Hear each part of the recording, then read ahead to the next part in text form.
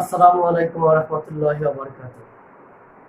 প্রিয় হাজী সিরাজুল হক স্কুলের প্রাণপ্রিয় শিক্ষার্থী বন্ধুরা, দীর্ঘ বিরতির পর আবারও তোমাদের মাঝে ফিরে আসলাম অনলাইন ক্লাসে।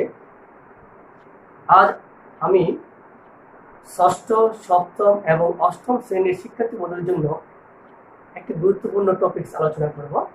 সেই টপিকটি হলো ট্রান্সফরমেশন অফ সেন্টেন্সেস বা চেঞ্জিং সেন্টেন্সেস।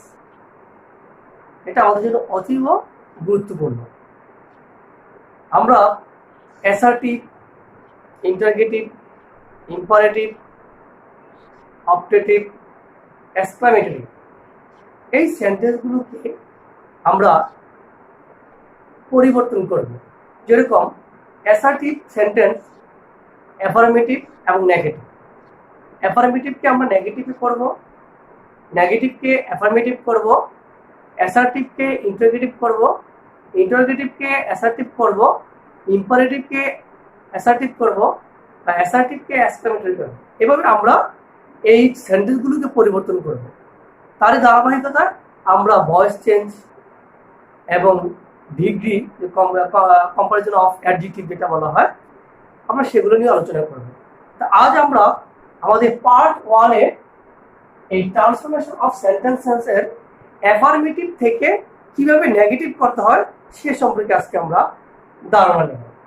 প্রথমে চলো আমরা পার্ট 1-এ আজকে অ্যাফার্মেটিভ থেকে নেগেটিভ করে নেব।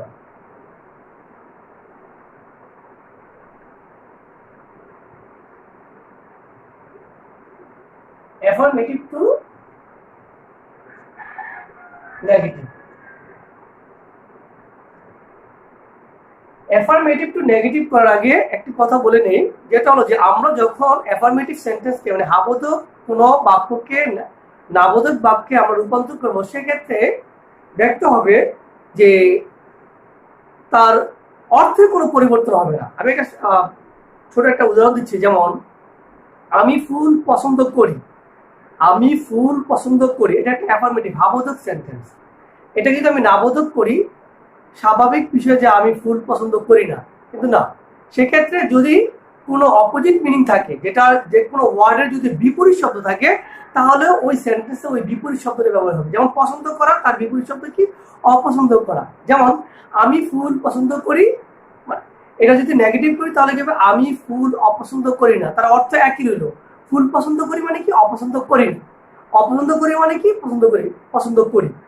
আমি তাকে অপছন্দ করি না মানে তাকে পছন্দ করি। সো তাহলে আমরা যখন অ্যাফার্মেটিভকে নেগেটিভ করবো, নেগেটিভকে অ্যাফার্মেটিভ করবো, তার অর্থের কোনো পরিবর্তন হবে না। কিন্তু বিশেষ ক্ষেত্রে যেখানে ওই অর্থ বা কোনো ওয়ার্ডের বিপরীত শব্দ থাকবে না, তার ক্ষেত্রে একটু ভিন্নতা লক্ষণীয়। তাহলে আমরা নিয়ম 1-এ আমরা যাই। নিয়ম 1-এ কি বলা হয়েছে? যে কোনো সেন্টেন্সে যদি অক্সিলারি ভার্ব মানে সাহায্যকারী ক্রিয়া না থাকে, তাহলে সেটাকে আমরা কিভাবে অ্যাফার্মেটিভ থেকে নেগেটিভ করব? বলা হয়েছে যদি কোনো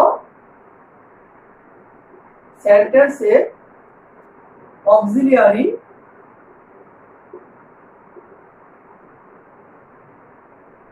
ভার্ব না থাকে, সেক্ষেত্রে অ্যাফার্মেটিভ কে নেগেটিভ করার নিয়ম।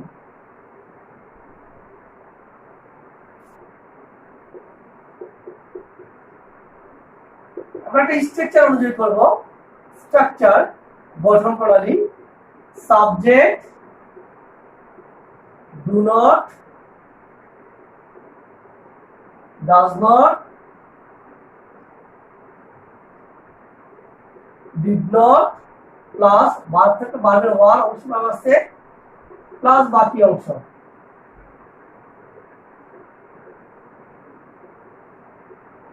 Subject do not, does not, did not, ভার্বের ওয়ান বাকি অংশ। এখন এই do not, does not, did not কখন বসবে?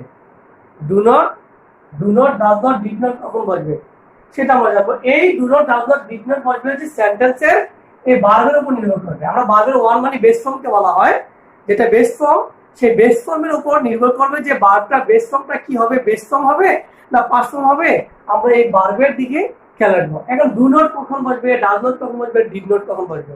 যদি আমার সেন্টেন্সে দেখা যায় যে ভার্বের ওয়ান বেস ফর্ম, ভার্বের ওয়ান অথবা ভার্বের সাথে কি আছে, ইএস যুক্ত আছে, ভার্বের ওয়ান অথবা ভার্বের সাথে কি এস বা ইএস, এস বা ইএস যুক্ত আছে, এস বা ইএস যুক্ত আছে, তাহলে সেক্ষেত্রে আমরা সেখানে কি লিখবো, ডু নট অথবা ডাজ নট। এই ডু নট ডাজ নট বলবে এখানে সাবজেক্টের উপর নির্ভর করবে। সাবজেক্ট ফার্স্ট পারসন না থাকে, সাবজেক্টের পারসন হইবে, যদি ফার্স্ট পারসন হয় বা থার্ড পারসন হয়, থার্ড যদি প্লুরাল হয় বা সেকেন্ড পারসন হয় তাহলে ডু নট বলবে। আর থার্ড পারসন সিঙ্গুলারের ক্ষেত্রে সবসময় কি বলবে, ডাজ নট বলবে। ভার্বের টু যেটা হলো আমরা বলি পাস্ট ফর্ম, সেক্ষেত্রে কি হবে, ডিড বলবে, ডিড অথবা কি ডিড নট। এখানে একটা কথা, যদি সেন্টেন্সটা অ্যাফার্মেটিভ হয় তাহলে কি হবে, আমরা যেহেতু নেগেটিভ করতেছি তাহলে অবশ্যই এখানে ডিড নট বলবে। তো চলো বন্ধুরা আমরা একটা উদাহরণে চলে যাই। যেমন আই সহজভাবে গো টু স্কুল, সহজ আমি স্কুলে যাই। এখন সাধারণ অর্থেই এই সেন্টেন্সের মধ্যে একটা ভার্ব আছে যেটা গো, যার কোনো বিপরীত শব্দ আমরা পাইনি, যে গো যাওয়া না যাওয়া এরকম না, কোনো বিপরীত শব্দ নাই। তাহলে সেক্ষেত্রে এটা একটা বিশেষ নিয়ম, যেটা হলো যে সাধারণভাবে আমরা করে দেবো। I go to school, I go, গোটা হলো ভার্বের ওয়ান, গোটা কি ভার্বের ওয়ান, তাহলে আমার এখানে কি হবে, ডু নট অথবা কি ডাজ নট ব্যবহার হবে। সাবজেক্ট হলো আই, যেহেতু ফার্স্ট পারসন তাহলে আমরা সেক্ষেত্রে কি বলবো, do not. I do not, নিয়ম সাবজেক্ট ডু নট, তারপরে কি ভার্বের ওয়ান, আই ডু নট, ভার্বের ওয়ান এখানে গো, গুই হবে, I do not go to school. এখানে কিন্তু অর্থের পুরোপুরি ব্যতিক্রম হয়ে গেছে। আমি স্কুলে যাই, আমি স্কুলে যাই না, আমি স্কুলে যাই, আমি স্কুলে যাই না, কারণ এখানে আমার কোনো শব্দের অ্যান্টোনিম বা বিপরীত শব্দ নাই। যদি অ্যান্টোনিম বা বিপরীত শব্দ থাকতো তাহলে সেক্ষেত্রে আমরা এটা বিপরীত লিখতাম। তো নোট, আমরা যদি অ্যান্টোনিম থাকে বা বিপরীত শব্দ থাকে সেক্ষেত্রে আমরা কি করবো দেখি। নোট, যে ক্ষেত্রে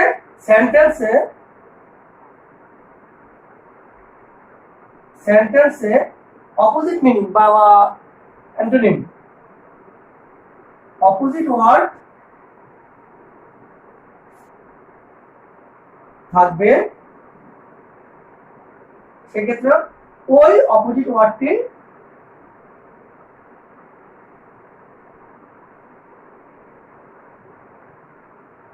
বিপরীত শব্দ থাকবে, ওই অপোজিট ওয়ার্ড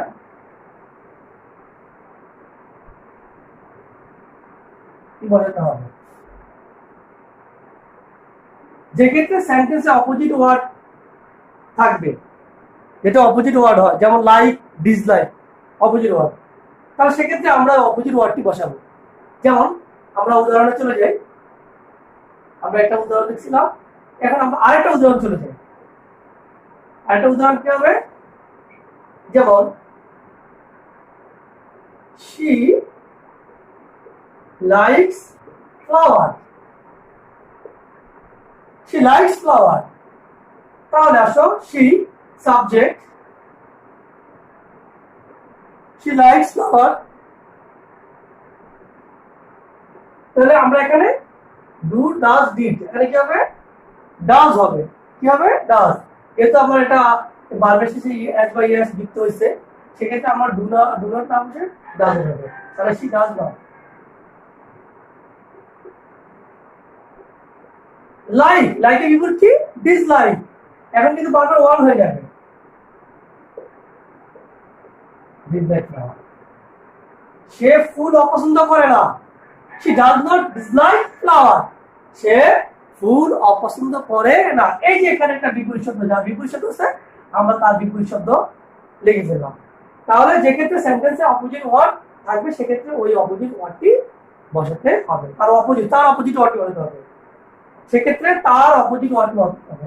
আর লিখবো আমরা তার অপোজিট ওয়ার্ডটি বসাতে হবে। চলো বন্ধুরা আমরা রুল 2 এ চলে যাই।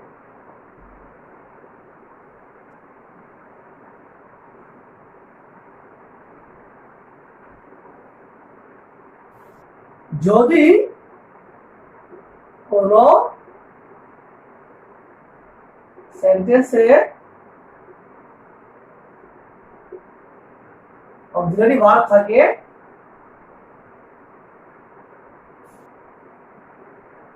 সেক্ষেত্রে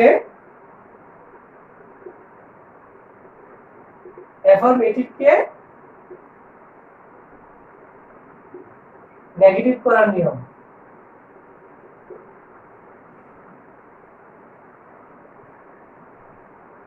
স্ট্রাকচার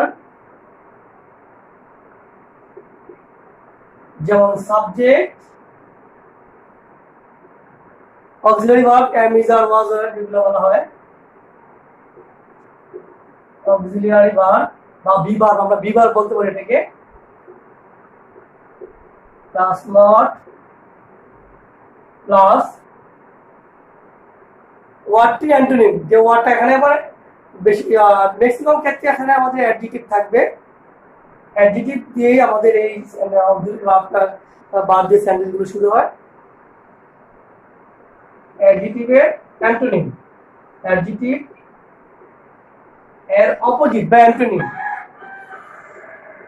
অপোজিট বা বিপরীত, বিপরীত শব্দ বলবে প্লাস বাকি অংশ। প্লাস কি? Subject, auxiliary verb plus not plus অ্যাডজেক্টিভের অপোজিট বা বিপরীত শব্দ প্লাস বাকি অংশ। যেমন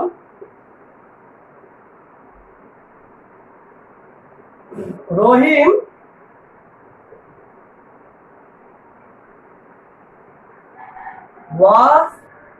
ওয়াজ এর লেখা তো নাই, রহিম। আচ্ছা ঠিক আছে, দেখি আমরা রহিম ইজ অ্যান অনেস্ট ম্যান। রহিম একজন সৎ লোক। রহিম ইজ অ্যান অনেস্ট ম্যান। রহিম একজন সৎ লোক।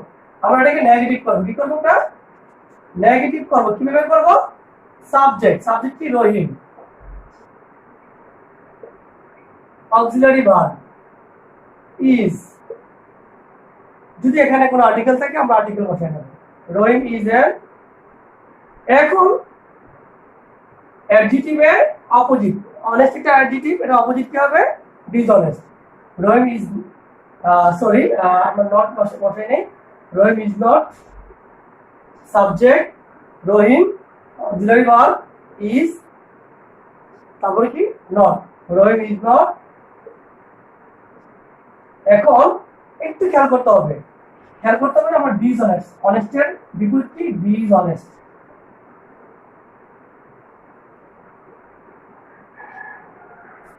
এই যে এনটা আর্টিকেল, আমরা জানি ভার্বের আগে আর্টিকেল এন বসে। এটা যখন এস দিয়ে শুরু হয়েছে, একটা কনসোনেন্টে শুরু হয়েছে, আমরা আগের ক্লাসে আলোচনা করছি, উচ্চারণটা ভায়োলের মতো হয়েছে, সেজন্য এন বসছে। আর এখানে সরাসরি আমার এখানে কনসোনেন্ট বসছে, আর এটা কনসোনেন্টের মধ্যে উচ্চারণ হয়েছে, সেক্ষেত্রে আমরা এন না বসে কি বসাবো? এ বসাবো। Rahim is not a dishonest man. রহিম একজন অসৎ লোক নয়। Rahim is an honest man. Rahim is not a dishonest man. এই যে অনেস্টের বিপরীত আমরা পেয়েছি ডিসঅনেস্ট। আমরা একটু স্ট্রাকচারটা ফলো করি। Subject Rahim, auxiliary verb is, তারপরে কি? নট আর্টিকেল আছে, আর্টিকেল বসালাম। এরপরে কি বলা হয়েছে? অ্যাডজেক্টিভের অপোজিট, অ্যাডজেক্টিভ অনেস্ট, ডিসঅনেস্ট, বাকি অংশ কি ম্যান। তো এইভাবে বন্ধুরা আমরা বাকি অক্সিলারি ভার্ব দিয়েও ব্যবহার করে আমরা অ্যাফার্মেটিভ সেন্টেন্সকে নেগেটিভ করতে পারবো। তো আমরা পার্ট 1 এ আজকে কিভাবে অক্সিলিয়ারি বা বি ভার্ব বিহীন সেন্টেন্সকে অ্যাফার্মেটিভ থেকে নেগেটিভ করা হয়, এবং কিভাবে অক্সিলারি ভার্ব যুক্ত, যেখানে অক্সিলারি ভার্ব আছে যুক্ত সেন্টেন্সকে অ্যাফার্মেটিভকে নেগেটিভ করা হয় সেই সম্পর্কে জানলাম।